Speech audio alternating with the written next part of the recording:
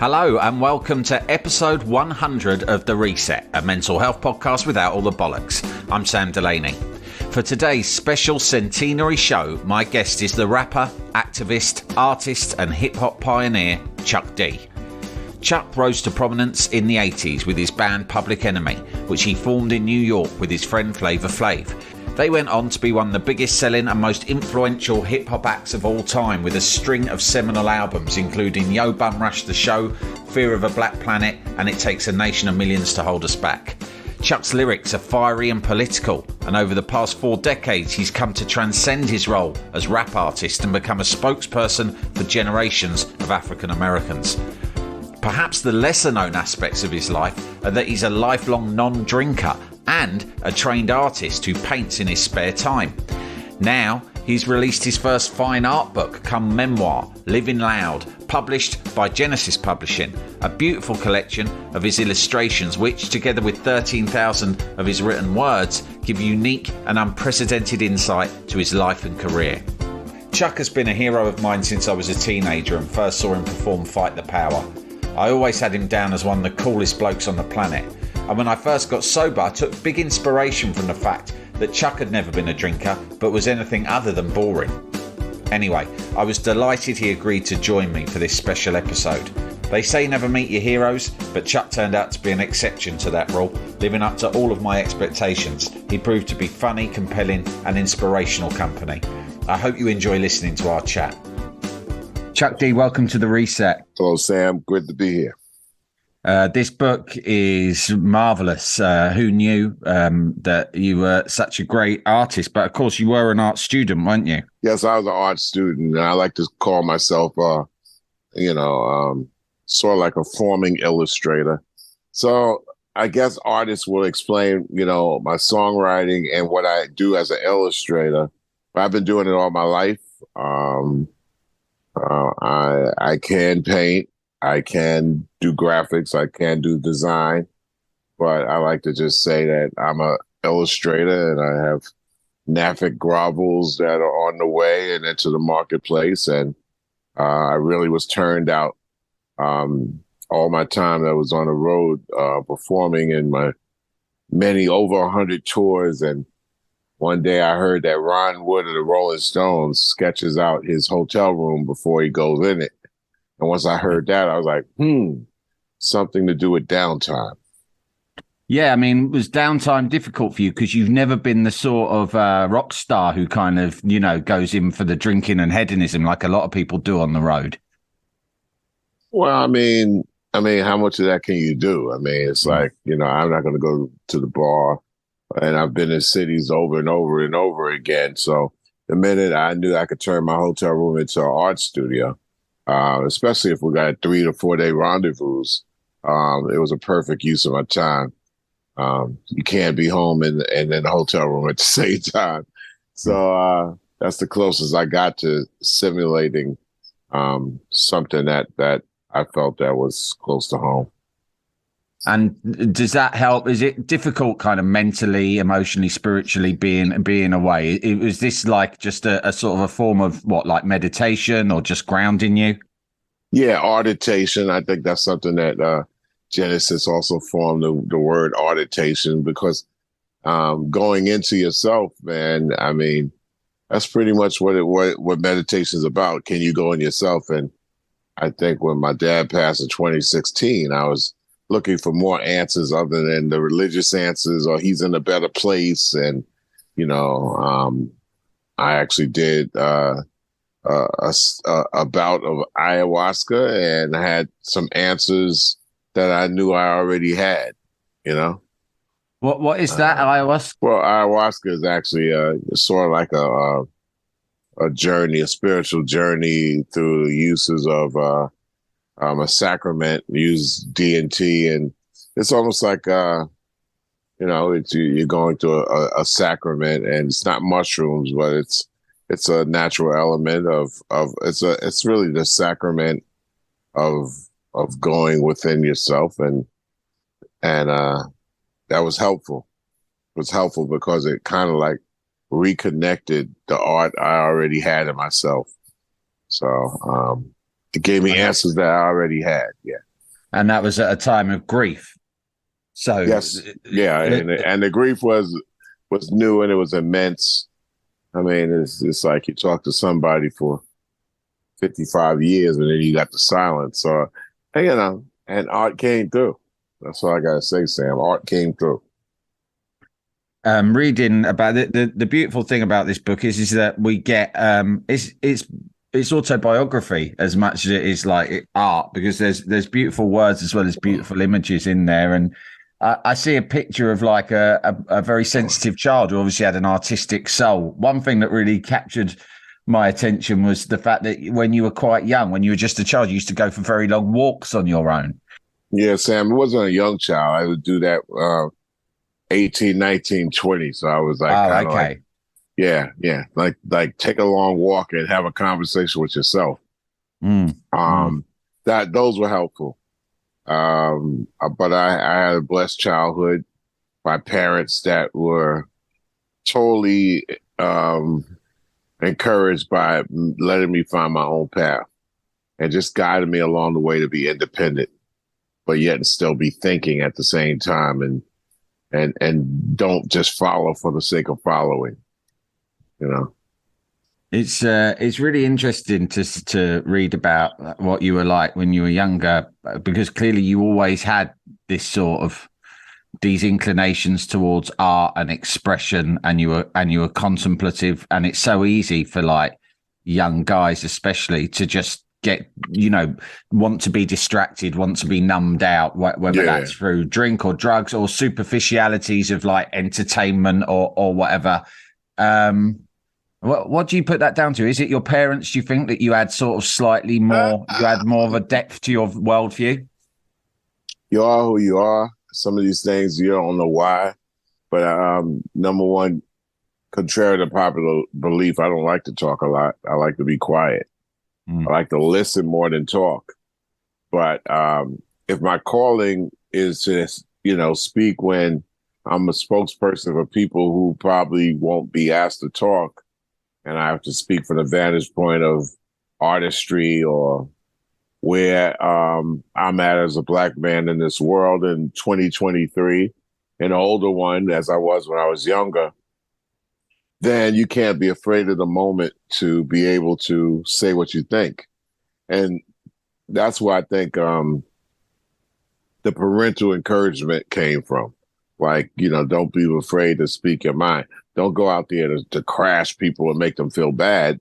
Do one others as you would have done to you, or say one others that you would like to say to you if you feel that you're saying the right thing for the right time in the right context.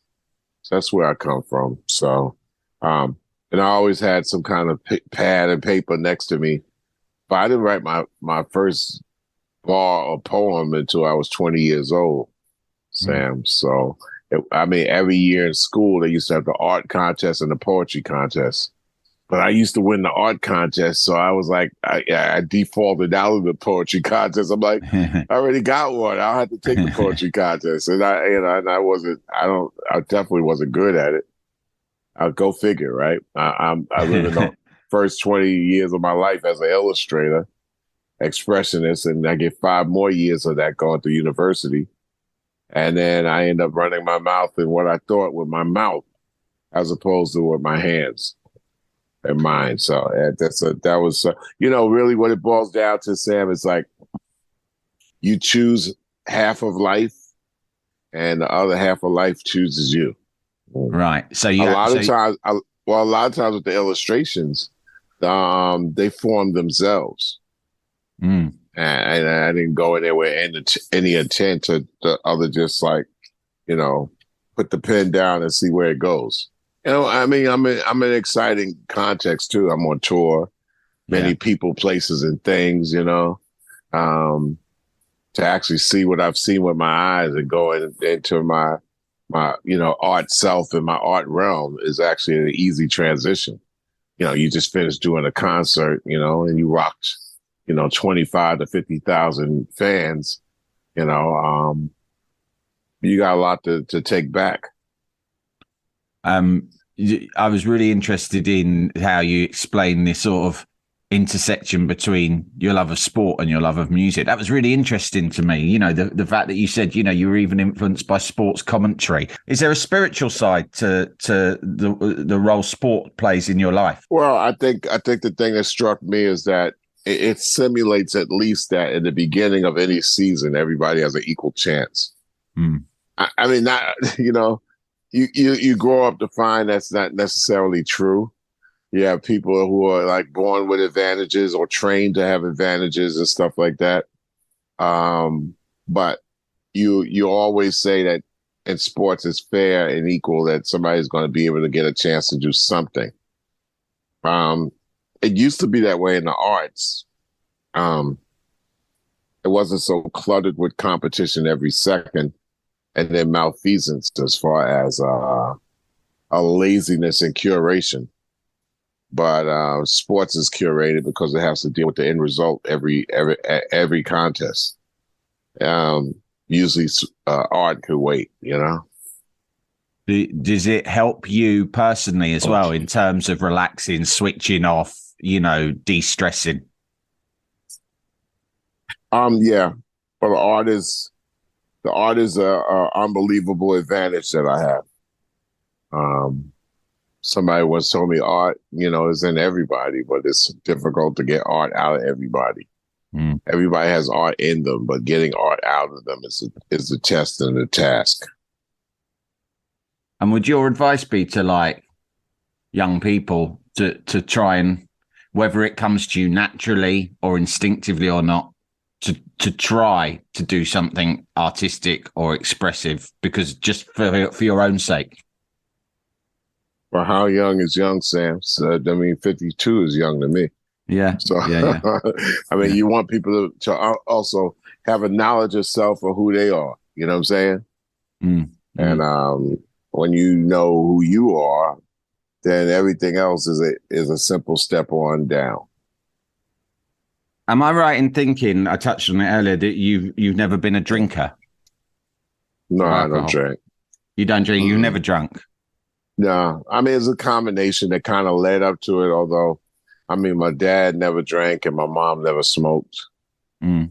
So, I mean, I just, you know, I never had that and then I kind of like helped get my dad to stop smoking in the 70s. And my mom never really drank, but she was a social drinker. So that, you know, that was far and few between. And my dad stopped smoking. So it was like, you know, you know, I got a look at it very early in life where it turned me off enough.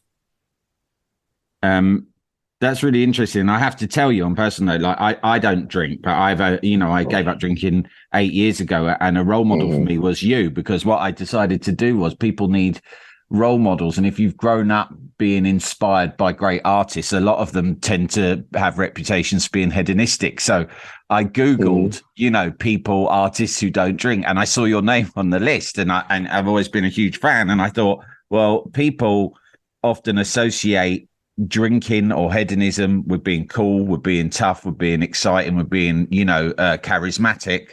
And I think that, you know, these are all words that are associated with you and have been through your career, and that you've never gone in for that side of things. You know, you make it sound very simple, but there must have been temptations. You must have been in a culture where drugs and alcohol were prevalent. It was really wild before my recording career, so it was very easy to look at the rest of the world like it's not going to move me. I started my career rather mature, you know. Started my career, I was already 27, so I wasn't 21 or 19.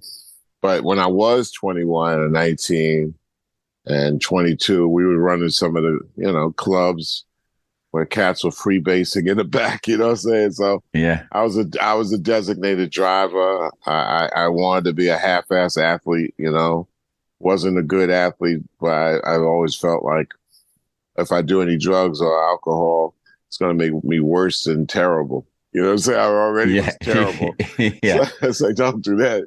So, I mean, it's just, I mean, it was a combination that actually made me say, all right, my vices are going to be something else. You know what I'm saying? So I mean, half of my advice is as an anonymous artist. So, and I mean, it's so controversial. It kind of deals with it deals with the beauty universe of women, because I did a lot of nude painting in college, way back Yeah. in the late '70s, a different time, the late '70s and the early '80s. But Yeah. um, yeah, anatomy classes and stuff like that. So I have anonymous art figure that just does that, and and it's not really done off of photos. It's done out of head arrangements, no different than Picasso. You know what I'm saying? So I mean, art has created a realm that doesn't doesn't. I mean, anything else to get into is shallow compared to my enjoyment in art. And did you ever, especially when you were a younger man, feel judged?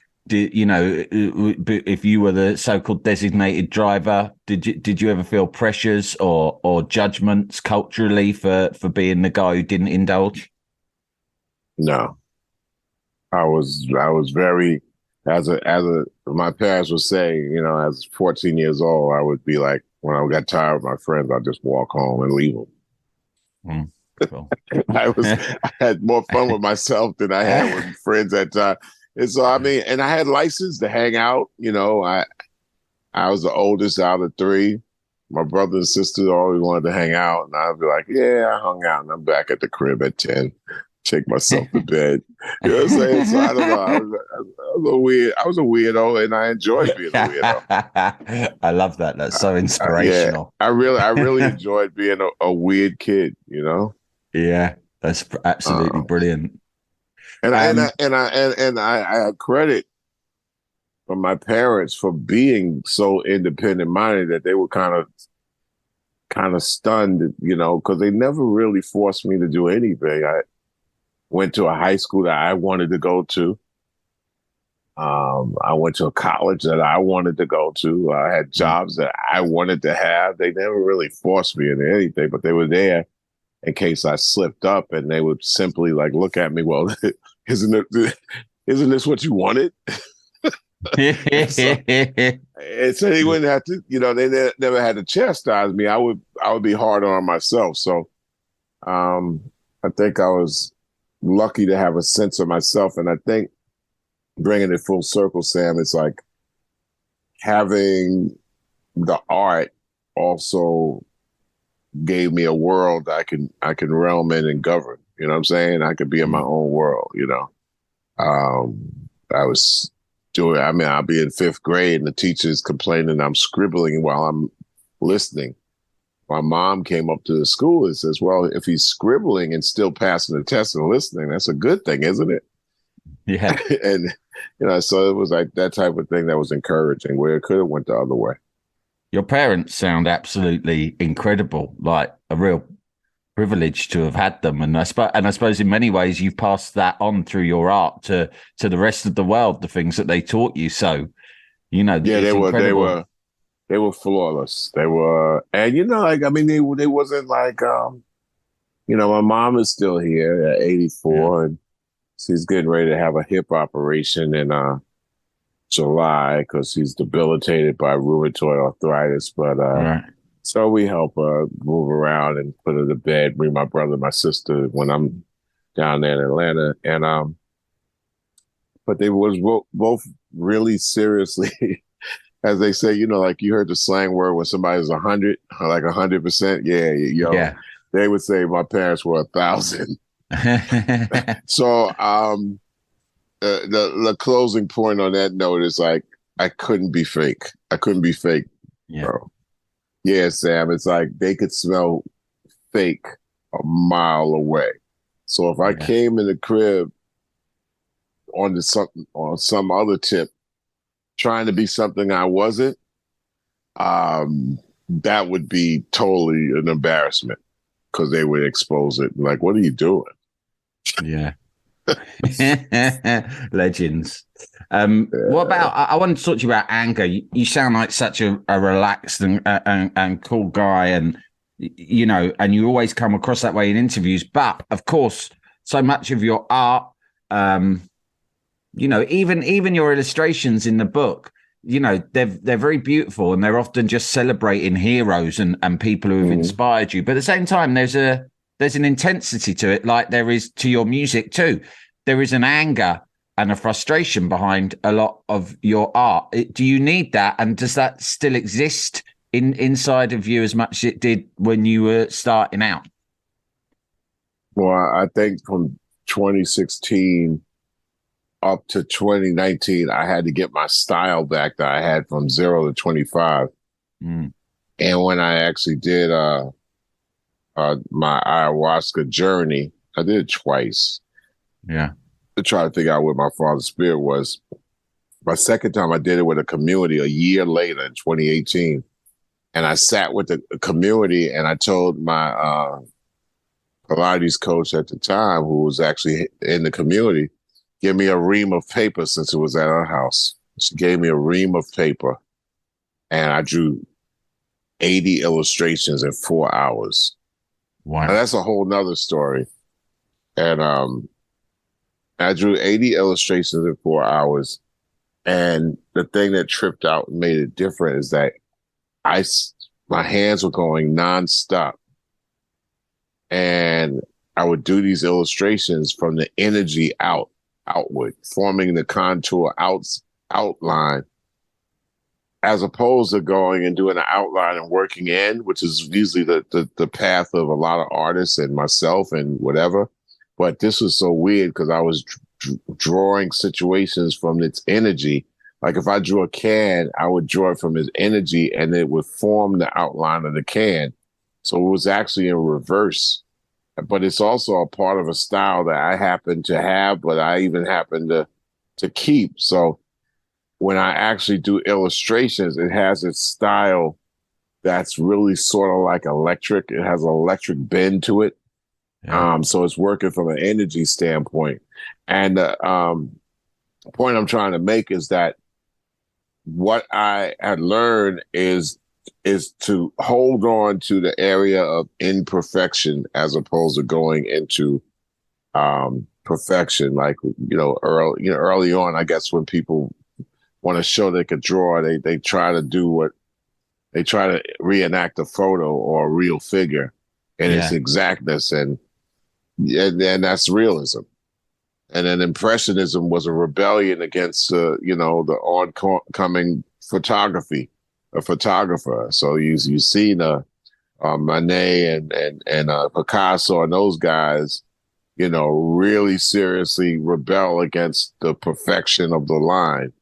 Well, it's no different now. Now we have everything, and social media technically has also helped me. That's what really got the news around that I was an artist, because I would upload and everybody would be like, "Oh man, we want to get that." I'm like, I'm just uploading because we have this connection that you can see something. Before social media, there really was no outlet for somebody who happened to do art and then get it out to the public. Because before it was like, okay, I got a gallery show, and you tell somebody, and somebody say, yeah, okay, I'll be there. But they have no way in their head and heart that they're gonna show up at a gallery show. Yeah. But if you say they happen to be on the same Instagram or Twitter feed, and a piece of art comes up that's relevant to the moment, you got the reaction that you want at a gallery anyway. And then I didn't have an answer for so many people like, wow, do you make prints? How could I get that? Maybe you should do books. And I was like, I'm not doing books. I'm not doing prints. I'm not turning this into a thing where it's a job and all that. And then one thing led to another, and it ended up that way, which means man plans, God laughs. It's like, you write half a life and life writes the other half back. So that's how that ended up. So so back to your long answer. I loved every bit of it. Yeah. But it's like, is there anger? I think there's energy. I think there's responsive energy. I think there's feedback energy, and the lines are kinetic. I think I have a kinetic style that really and the key is, as we go in the future, as artificial intelligence and deep fakes and computer perfection goes further into the mind-boggling realism, I think the human mistake is an important thing to have for our human qualities and our soul. So that's Yeah. why if you look at the book, it might not be, if you compare it to realism, it might, yeah, it's better, but this is not a realism book. It's a style book. And I think this is epitome of my style. And Genesis made the selections of what they thought was something that they could promote, move, and call like closest to my style as possible. So And they really curated it. Has anyone tried to AI a Public Enemy track yet, like they've done with the Beatles and various other artists? They're not going to beat me to the punch. I know.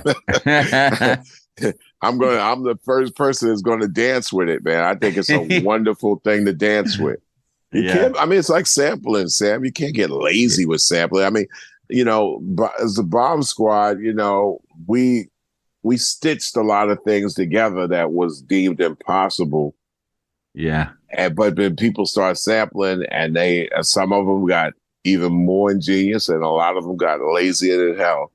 Just press a button and it's sampled already. I'm gonna rock this loop, and boom, and you're rocking a little piece of sampled magic. Well, that's what we're going to see in AI. Is we're going to see a lot of laziness, like auto tune. But and I'm not saying it won't be good. I mean, because Chat GPT, it's amazing. You go in there, put an idea in the blender, and you got stuff that's going to come out of that. It's going to be like, whoa. But also it's going to boil down to like, okay, what idea are you putting in the blender? Are you chopping up candy? Or are you chopping up spinach and greens with a little bit of candy and apples and shit like that? So that's that, now it's going to be like, well, who could freak artificial intelligence? And it's not going to be it's not going to be an easy thing to freak, man, because it's like a wild horse, man. And how do you throw a saddle on a wild horse? It's been done before. You better figure out how they do it. You know what I'm saying? Because it's already here. And you just got to be 100% informed of who you are before you go into AI. Which means that you have a lot of artists out there who are not as astute about the art as their fans. Yeah. Yeah. I mean, I got people in my own group that they can't name every song on. They can't even name every album. But me as a chief writer and somebody who I think I'm wedded to Public Enemy, I'm wedded to my work. It behooves me to be on top of what I do and also be on top of these tools that are out there that could really simulate a better you if you're sloppy. That's the most positive, inspirational sort of take I've heard, certainly from any artist, because almost every artist just seems terrified and cynical about AI. So I think that's really eye-opening. Well, you're a journalist, Sam. So how about people in your field? What's their thoughts? Well, they're terrified, but I agree with you personally, is that you need, if you have a voice and a perspective that's based on sort of real human experience, then that can't really be mimicked or replicated by AI, however sophisticated it is. So you need a point of view, don't you? Bro, I'm going to tell you this much, man. I like flying on planes. I don't want to ever be a pilot. I like flying on planes where it's computerized to the point where it's not making any mistake. Yeah. You know what I'm saying? Now, I know the pilot's sitting there, but, if I know that AI is steering that plane and they're 999, percent efficient, I'm not going to argue with the artificial intelligence that's flying that plane to perfection. I might argue that artificial intelligence making a line, giving me an illustration, seeing that if how much wit and a soul that it has, but is doing the tasks of getting it whatever from A to B efficiently. It's what we got to choose our likes and also figure out what our dislikes are about it. And if it's not going to line up well with your line of work and you're going to be intimidated, eventually it's going to beat you down because you're getting in the way of the locomotive. I mean, I'm pretty sure that the airline, industry got a lot of heat in its first 50 years of aviation from the laughing joke that it was when trains were ruling the earth. And then 50 years later, trains are like, oh, fuck those things in the air, huh? Applauding to every aviation crash in history, the train, the rail barons are screaming in joy at an aviation accident, man. Come on, man. It's just macabre, man, all the way around.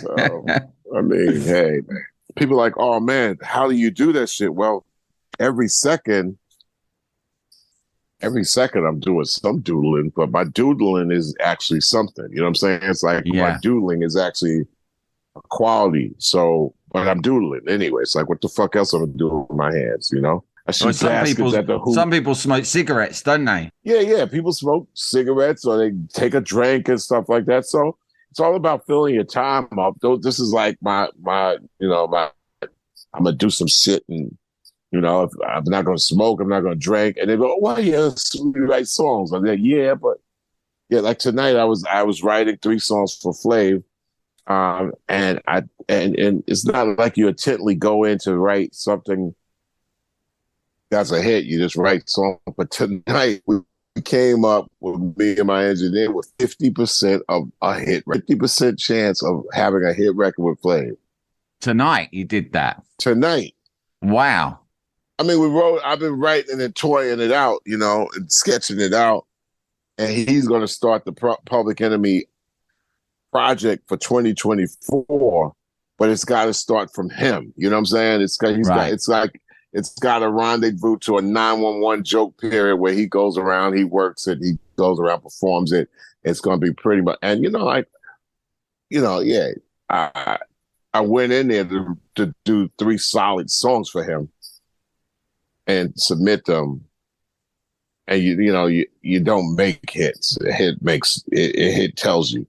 But sometimes with a hit record, and understand this, he's 64. I'm 60, I'll be 63. So, but when I tell you that it's 50% there, a hit record for Flavor, mark my word when I tell you tonight, it's going to be there. It's going to be, all these other ones are great songs, great little logistics and stuff like that. Yeah, it's a Public Enemy song with Flavor doing it, and it's got a little bit of, but this other thing, fuck, anybody could make this fucking record and it would hit, because it's just like it happened to fall luckily into a zone. Wow, that must be an incredible feeling. Did you always know it with your other biggest hits? Did you always know like now? Happened 4 times. Right. I first did Rebel Without a Pause. I knew that was going to go. If I died the next minute, that was like, that shit's got a life of its own. 911 was a joke. Knew automatically. Maybe Can't Trust It. And notice I'm not saying Fight the Power. Yeah. Fight the Power had just so much underneath, holding it up, a film back when Black folks and hip hop and rap wasn't on film. So it just happened to be a really, really, really, really, really good record that had a lot of support behind it, which made that shit our most significant record. Right, and then when I did Harder Than You Think in 2007, something was funny about that, because I did that shit in one take. Wow. And usually I'm not that one take person. I'm usually like, it's like, like 8 to 10 takes. We're going to nail it. And we got a strong song. I did shit one take. I looked at Gary G. Wiz. He looked back at me. I'm like, okay. Listen to it like, whoa. And that was in 2007. Yeah. And it sat it didn't really sit dormant because the song was so academically easy that we kept it in our set because it was an easy song to do. And we kept it in our set, and then it blows up in 2012 to another thing, like it was incubated and went boom. So that was probably the fourth record when I knew that we did that record. I said, this shit is something. So this is one of those rare times where, it's written and it's sketched out. It's not performed yet. I got to get that performance out of Flavor. Yeah, your Flav's got to step up. The pressure's on him now. I think he could do it because he wants to do it so bad. He wants to prove something so bad. And the thing about it, which makes me confident about it, is easy. It's simple. It's real simple. I mean, our parents could do it. Have you got a title in mind? Yeah, like everywhere, man. Everywhere. Okay. I know. I can't even explain. Man, it just came together like boom. And if I was to do it, I don't know. I don't know if it would. It would be okay, but Flavor doing it, it's a fucking monster. I can't explain to you any other way. If I was to do it, it's not enough. Yeah, I couldn't rock it like he's gonna rock it. Yeah, you know what I'm saying? The way he's gonna rock it, and it's gonna be so simple. It's gonna be like putting A and B and boom. It's like wow, I couldn't rock this at all. What happens in your process now that you've sketched it? Do you send it to him remotely, or do you get in a studio with him, or what?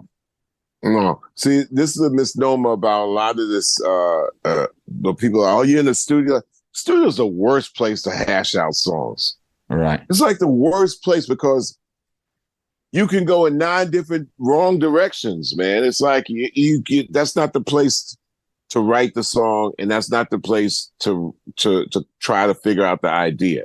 The idea's got to come in the setting like what I'm at now with, paper. You listen to it, you sketch it, you're going through so much, and then when you finally got something that you're going to go in to the studio and arrange on the second level, then you go in and arrange on the second level. Then once you have it all laid out, then you go in there and try to produce it. But basically the production of most things are after the preparation. And because what we've seen the last 25 years is that home studios, technology has made it so easy that people want to go into the execution right away because they don't have to pay for the studio time. So they're always on trying to execute, with the technology. Yeah. You gotta the technology really serious is here, crossing out, going all, typing in, editing out, fitting it in, fitting it into the track and all. I mean, it's your prep work outside, and then when you go in the studio, it's pre-arrangement and then it's execution. Flavor has to execute on it, and that's where you can lose. You can lose everything, and a bunch of different stuff. You can lose them in this lack of performance. You can lose it in the lack of a good mix. You can lose it in the lack of a mastering. You can lose it in just, is it too long? Is it too short? And then you can lose it with no support behind it. Yeah. But we have the support of this one record by a situation in the United States that's called iHeart. And they want to get behind it fully in lieu of an exchange for a performance. So I'm performing one time this year, and really, but it's going to be Flavor back. And we'll throw some, boom, boom, boom, short set. But this is a song that he has to learn. And like I said, I've written 3, and he's written a bunch of them. But when you got 6 or 7 of them, and this is the one, the rest of them things are going to sit, bro. Because it's no way that they're even coming close to this thing. And this thing is so simple. It's like, and it's wow. And it's called Everywhere. Yeah, I've been everywhere, man. Cool. Yeah. And has he got it now? Have you already sent it to him? No, I'll send it to his man. I sketched it out tonight. Right. Before the interview. Wow. This was 3 weeks coming in, and it was a week and a half of writing. But you know what? A week and a half of writing, and I'm going to do this thing because I'm kind of like winding down. Mm. The week and a half of writing got to come out of the 6 months of idea. Yeah. You know what I'm saying? The idea and the conversation about something, then it's easy to write once you have the idea of something. It's like, wow, you know, you got the idea. So now write into and carve away what's good, what's bad. You know, it's steps to that. But, you know, it's like idea, prep work, writing, pass out way before you get to the studio. Because I mean now, but like I said, people are lazy. But back in the day, you had to do all these things anyway because the studio was money per hour, and you necessarily didn't get a purchase order cleared to go in the studio at all. And so that was a different thing. So Public Enemy was known for like, yeah, we're going to come in with a whole bunch of complexities, but trust me, we're coming in, we already know exactly what to do. We can't be in the studio trying to figure it out. You know, time is money. Time is money, and we ain't got none. Chuck, thanks so much. All right, bro. Thank you. Thank you so much for joining us. I enjoyed your interview, man. All the best to you. Yeah, I really enjoyed meeting you. Thanks a lot. Best of luck with all the books, and thank you so much for your time. Thank you, man. Have a good one, man. That was Chuck D. What a man. What a legend. I can highly recommend his book, Livin Loud, which is out now, published by Genesis Publishing, and I've put a link with the show notes. Thanks to Chuck for being my 100th guest on The Reset, and thanks to all of the other guests who shared their stories with me over the past couple of years. And thanks most of all to you for listening and subscribing. I'm so pleased to have come this far with The Reset, and I hope it'll continue long into the future. To help it do so, please consider supporting my work by becoming a paid subscriber if you're not one already. Just visit samdelaney.substack.com. Until next time, gang, thanks for listening, be lucky, and don't let the dickheads get you down.